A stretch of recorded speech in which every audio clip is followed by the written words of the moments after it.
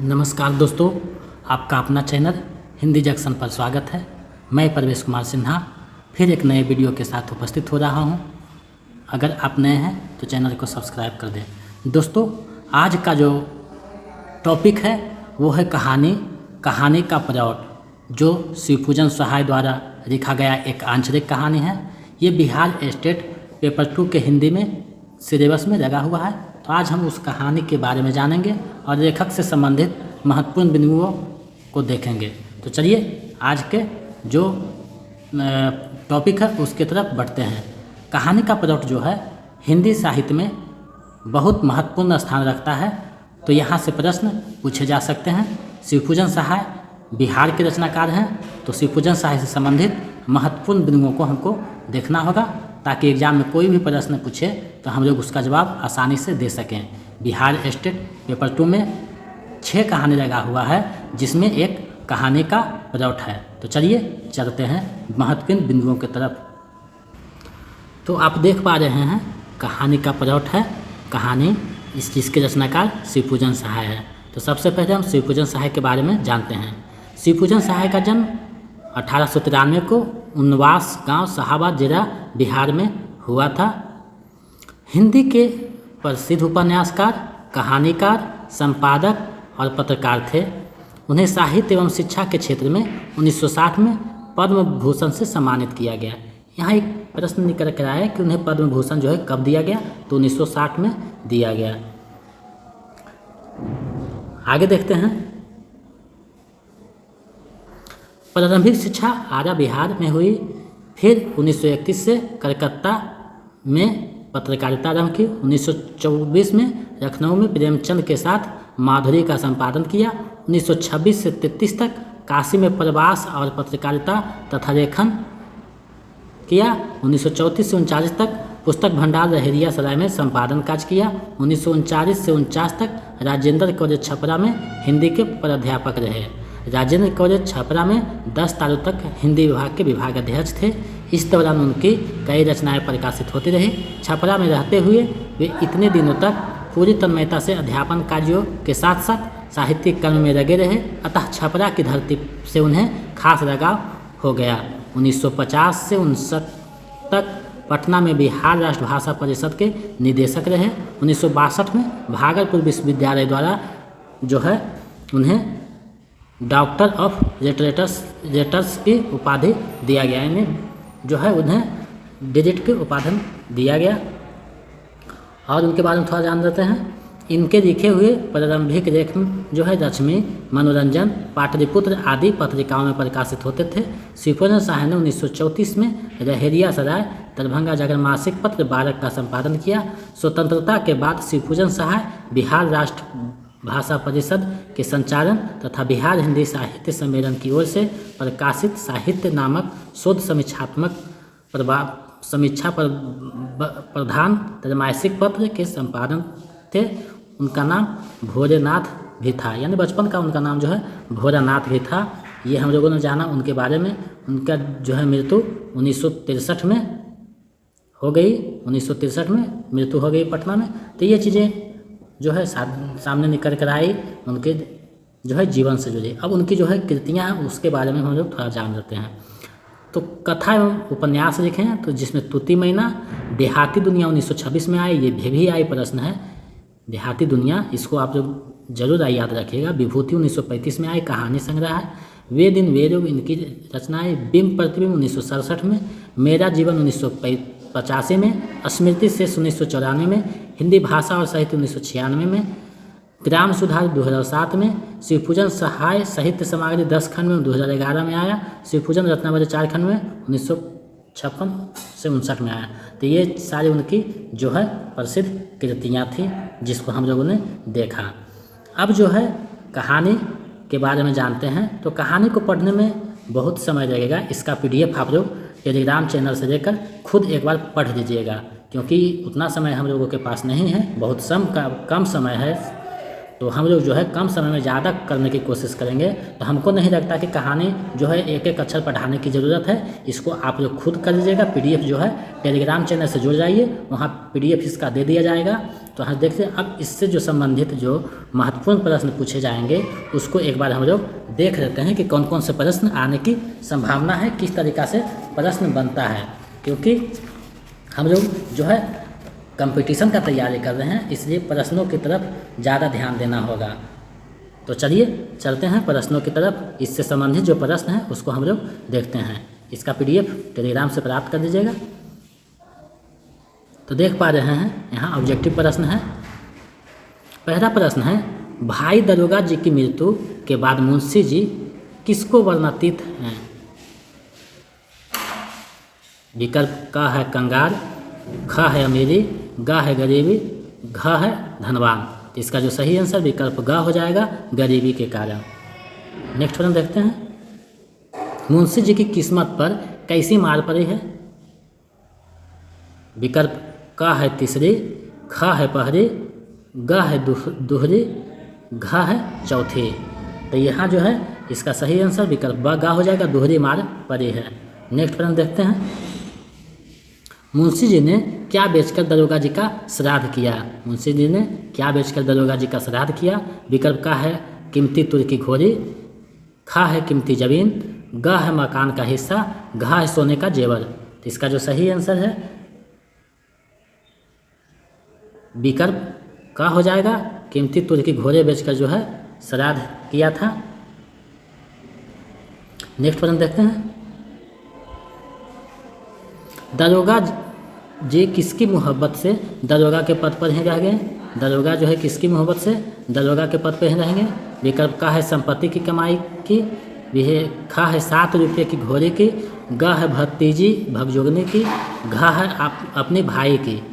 तो इसका जो सही आंसर है विकल्प खा हो जाएगा, 7 रुपये की घोड़े के चक्कर में जो है दरोगा पद पे ही रह गए। चलिए नेक्स्ट प्रश्न देखते हैं।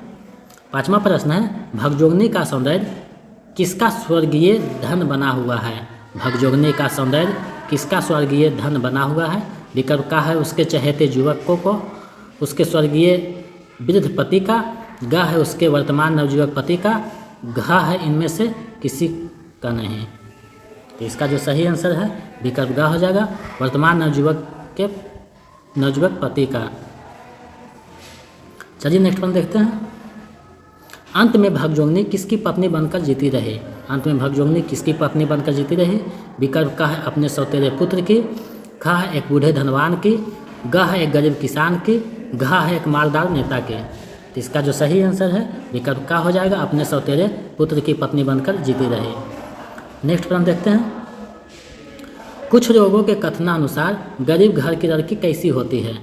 कुछ लोगों के कथनानुसार गरीब घर की लड़की कैसी होती है? का है कर्मठ और होशियार, चटोर और कंजूस, मुंहफट और चंचल, सुस्त और कमजोर। तो इसका जो सही आंसर है कहानी के अनुसार खा हो जाएगा, चटोर और कंजूस। नेक्स्ट प्रश्न देखते हैं, मुंशी जी के बड़े भाई किस पद पर कार्य करते मरे? मुंशी जी के बड़े भाई किस पद पर कार्य करते हुए मरे? दरोगा के पद पर, किरानी के पद पर, इंजीनियर के पद पे, शिक्षक के पद पे। तो इसका जो सही आंसर है विकल्प का हो जाएगा, दरोगा के पद पे। अगला प्रश्न देखते हैं, कहानी का प्रौढ़ शीर्षक पाठ गद्य की कौन सी विधा है? कहानी का प्रौढ़ जो है गद्य की कौन सी विधा है? रेखाचित्र, कहानी, निबंध, जीवनी। तो इसका सही आंसर विकल्प खा हो जाएगा, कहानी विधा है। नेक्स्ट प्रश्न देखते हैं,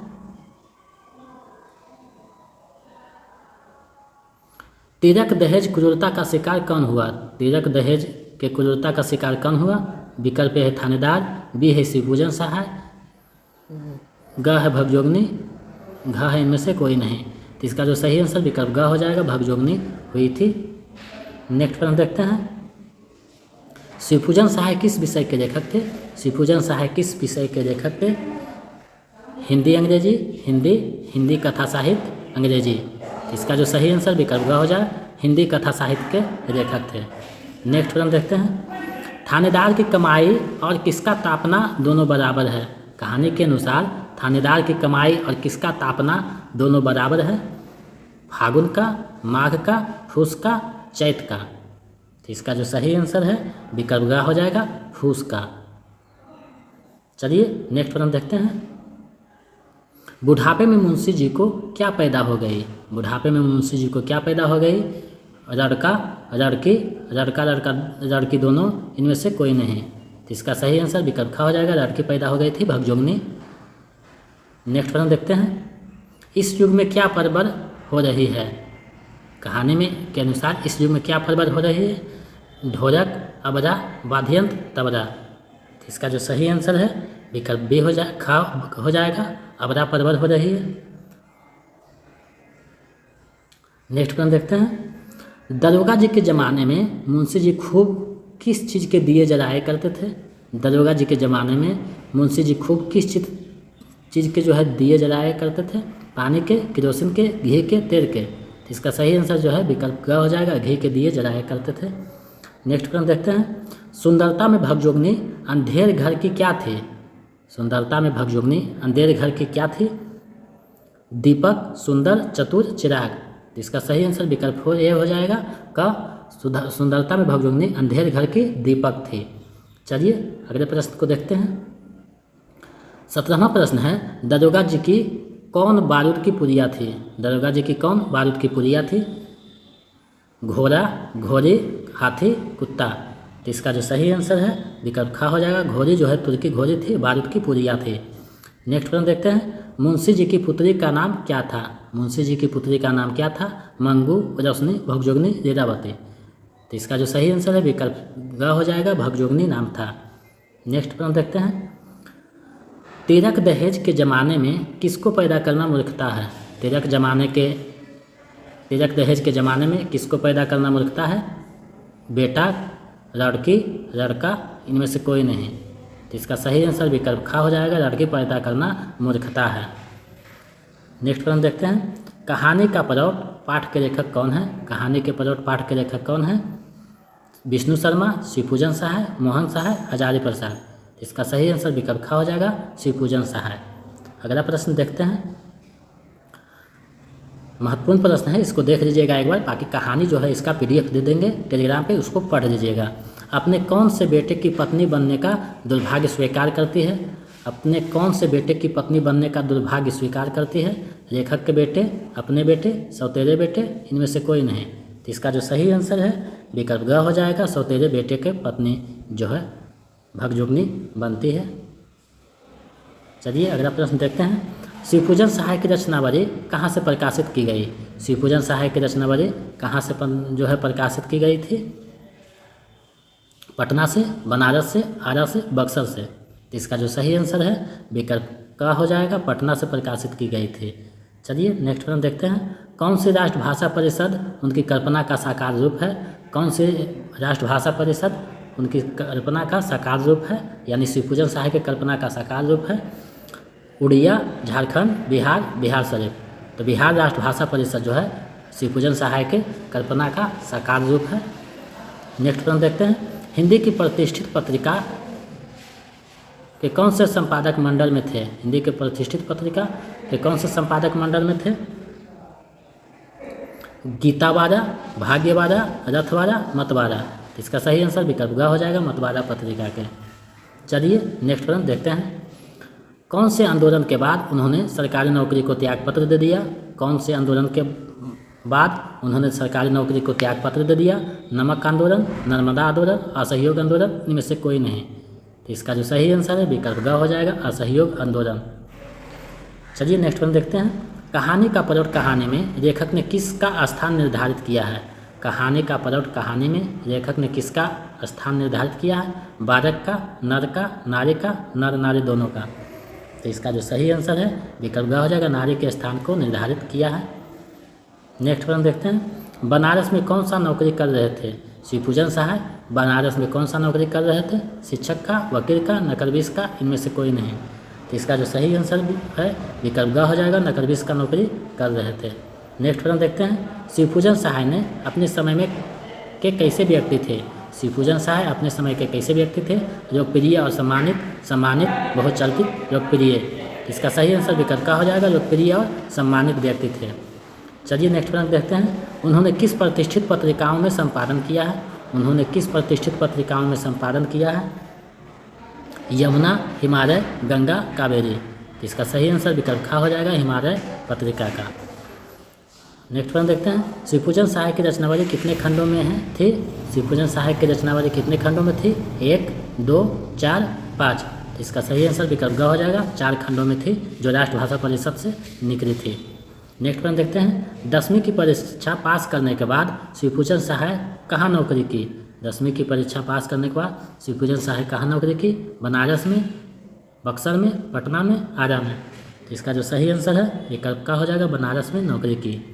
चलिए नेक्स्ट प्रश्न देखते हैं। शिवपूजन सहाय यानी उनका एकमात्र उपन्यास कौन सा था? उनका एकमात्र उपन्यास कौन था? विदेशी दुनिया, देहाती दुनिया, शहरी दुनिया, इनमें से कोई नहीं। तो इसका सही आंसर विकल्प खा हो जाएगा, देहाती दुनिया, जो 1926 में प्रकाशित हुई थी। उनकी जो है एकमात्र उपन्यास था, बहुत प्रसिद्ध उपन्यास है। आंचलिक उपन्यास की झलक यहीं से मिलती है। तो ये महत्वपूर्ण प्रश्न था। नेक्स्ट प्रश्न देखते हैं। शिवपूजन सहाय की मृत्यु कब हुआ? शिवपूजन सहाय की मृत्यु कब हुआ? 1965 में, 1963 में, 1863 में, 1964 में। इसका सही आंसर खा हो जाएगा, 1963 में उनकी मृत्यु हो गई थी। चलिए नेक्स्ट प्रश्न देखते हैं। शिवपूजन सहाय का जन्म कब हुआ था? शिवपूजन सहाय का जन्म कब हुआ था? 1994, 1993, 1893, 1884। तो इसका जो सही आंसर है ग हो जाएगा, 1893 में उनका जन्म हुआ था। नेक्स्ट प्रश्न देखते हैं। शिवपूजन सहाय का जन्म किस जिले में हुआ था? शिवपूजन सहाय का जन्म किस जिले में हुआ था? बक्सर, पटना, बनारस, आरा। इसका जवाब आप अगर आप मेरे टेलीग्राम चैनल से जुड़ना चाहते हैं तो डिस्क्रिप्शन में लिंक दिया हुआ है वीडियो के, वहाँ से आप जुड़ सकते हैं। और अगर आप बिहार स्टेट पेपर 2 हिंदी का तैयारी कर रहे हैं तो प्लेलिस्ट बना हुआ है, उसका डिस्क्रिप्शन में जो है लिंक दिया हुआ, वहाँ से जुड़ सकते हैं या हमारे होम पेज से देख सकते हैं। आपको जो पसंद आए वहाँ से कर सकते हैं, अपनी तैयारी को मजबूती प्रदान कर सकते हैं। और हाँ, अगर आप नए हैं तो चैनल को सब्सक्राइब कर दें और दोस्तों में शेयर कर दें, ताकि हमें हौसला बढ़ता रहे और हम दुगने उत्साह से आपके लिए महत्वपूर्ण प्रश्नों को, टॉपिक को लेकर उपस्थित होता रहूं। 7 तारीख तक जो है पूरा सिलेबस जो है ख़त्म कर दिया जाएगा। उसके बाद जो है प्रैक्टिस सेट चलेगा, तो आप लोग तैयारी कर लें और अच्छे से सभी को देख लें। ऐसे ही सहयोग बनाए रखें। बहुत बहुत धन्यवाद।